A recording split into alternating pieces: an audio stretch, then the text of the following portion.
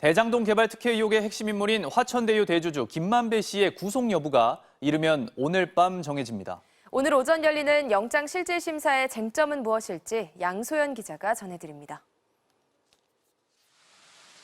대장동 의혹의 몸통으로 불리는 화천대유 대주주 김만배 씨의 구속영장 실질심사가 오늘 오전 서울중앙지법에서 열립니다. 검찰은 사흘 전 김 씨를 처음 불러 조사하고 자정을 넘겨 귀가시킨 뒤 당일 저녁 속전속결로 구속영장을 청구했습니다. 1,100억 원의 배임과 750억 원의 뇌물, 55억 원의 횡령 혐의 등이 적용됐습니다.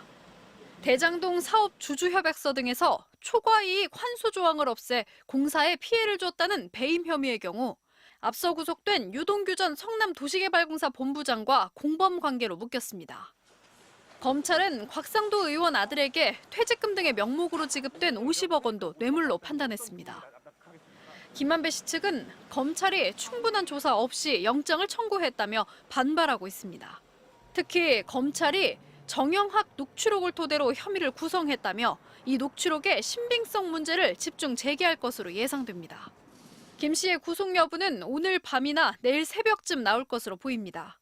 한편 외교부는 대장동 의혹의 또 다른 핵심 인물인 남욱 변호사에게 여권 무효화의 앞선 조치로 여권을 반납하라고 명령했습니다. MBC 뉴스 양소연입니다. 이른바 대장동 4인방 중 마지막으로 남욱 변호사가 모습을 드러냈죠.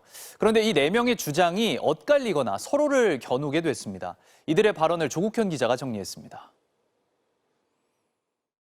투자금 1억 원으로 배당금 1,200억 원을 챙긴 천화동인 1호의 실제 주인은 누굴까? 남욱 변호사는 김만배 씨로부터 천화동인 1호가 본인 것이 아니라는 얘기를 들었다고 주장했습니다. 김 씨가 절반은 그분 것이라 했다는 정영학 녹취록과도 맥이 닿아 있습니다. 남 변호사는 다만 그분의 존재에 대해서는 당사자만 알 거라며 말끝을 흐렸습니다. 대장동 4인방 중 마지막 인물까지 등장해 입을 열었지만 천화동인 1호의 실소유주는 여전히 안개 속인 겁니다. 화천대유의 정관계 로비 정황을 뒷받침하는 350억 실탄 발언의 진위도 마찬가지입니다. 남 변호사가 저희끼리 7명에게 50억씩 주겠다는 얘기를 했었다고 확인하면서 정영학 녹취록에 무게를 실었지만 사실 무근이라던 김만배 씨와는 정면으로 맞선 셈입니다.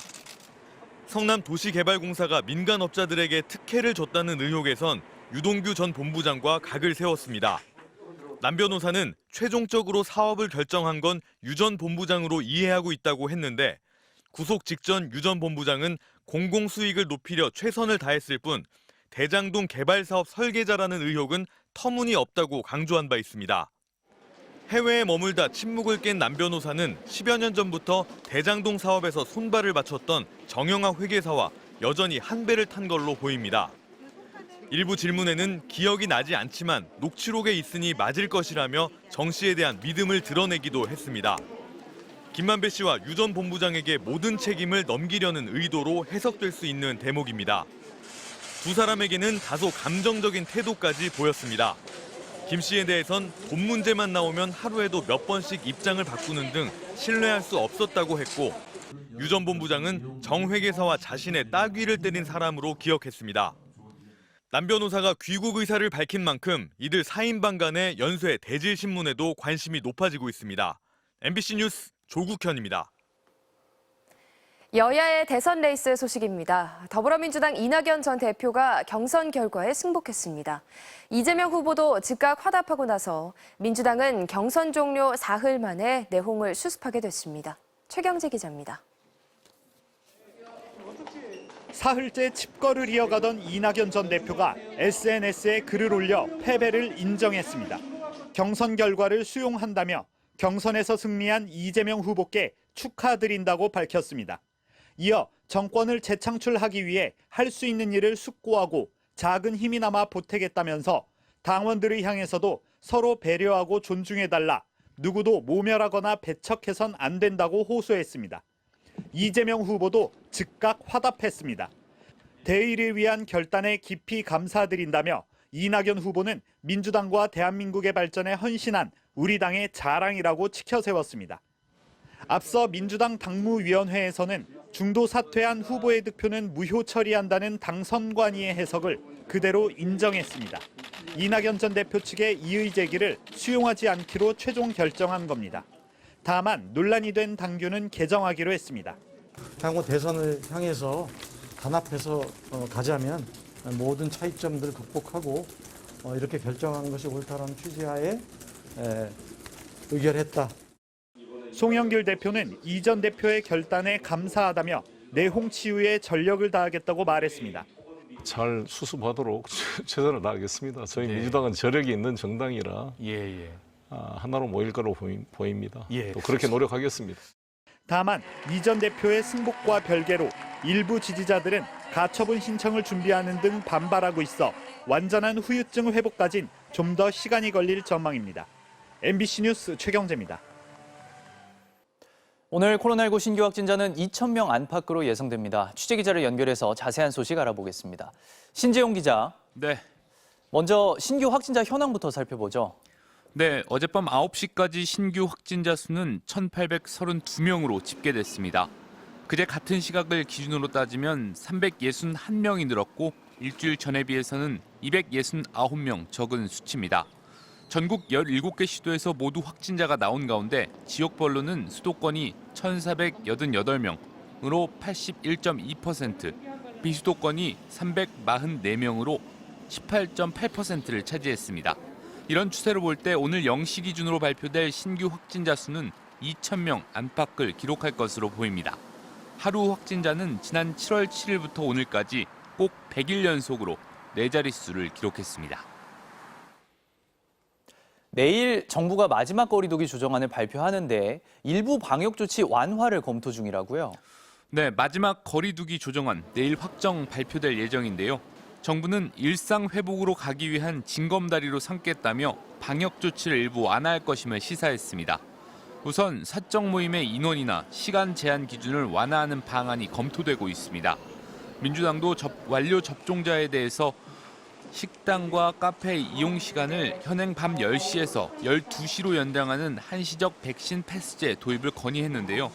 또 마스크 착용을 전제로 종교시설과 스포츠 경기장 등의 참여 인원을 확대하는 방안도 논의 중입니다. 적용 기간은 단계적 일상회복 시행 전까지 3주 정도 유지될 것으로 보입니다. 다만 정부는 환자 발생이 정점을 지났다고 판단하기 어렵다며 마음을 놓아서는 안 된다고 강조했습니다. 정부는 또 돌파 감염이 많이 발생하고 있는 얀센 백신 접종자에 대해 mRNA 백신으로 추가 접종을 할 계획이라고 밝혔습니다. 지금까지 통합뉴스룸에서 전해드렸습니다. 미국이 다음 달부터 백신 접종을 완료한 외국인에게 국경을 전면 개방하기로 했습니다. 항공편에 이어 육로와 해상으로의 입국도 허용됩니다. 워싱턴 김수진 특파원입니다. 코로나가 급속히 확산됐던 작년 3월 이후 전면 폐쇄됐던 미국 국경이 다시 개방됩니다. 미국 정부는 멕시코와 캐나다에서 육로와 해로를 통한 입국을 다음 달부터 허용한다고 밝혔습니다. 앞서 백신 접종을 완료한 외국인들에게 항공편을 통한 입국을 전면 허용하기로 한 데 이어 자동차와 철도, 선박을 이용해 들어오는 경우도 백신 접종만 완료하면 입국을 모두 허용하기로 한 겁니다. 그동안 미국 정부는 무역 등 필수 목적이 아니라면 육로를 통한 입국을 엄격히 통제해왔습니다. We want to get to that fully reopened state as quickly as we responsibly can, but it's always first going to be guided by doing what's right to beat this pandemic. 화이자와 모더나, 얀센뿐 아니라 미국 보건당국이 승인하지 않은 아스트라제네카 백신을 맞은 경우도 입국이 가능합니다.